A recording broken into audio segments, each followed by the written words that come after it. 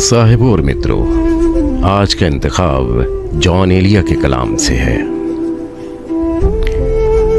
खूब है शौक का ये पहलू भी, मैं भी बर्बाद हो गया तू भी।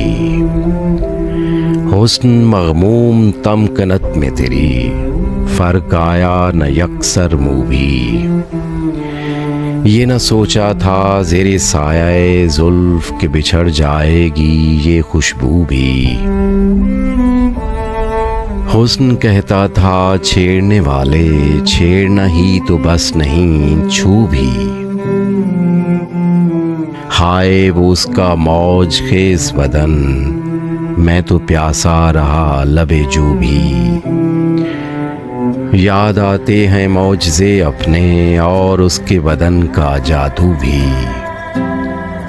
यास्मी उसकी ख़ास महरम राज, याद आया करेगी अब तू भी।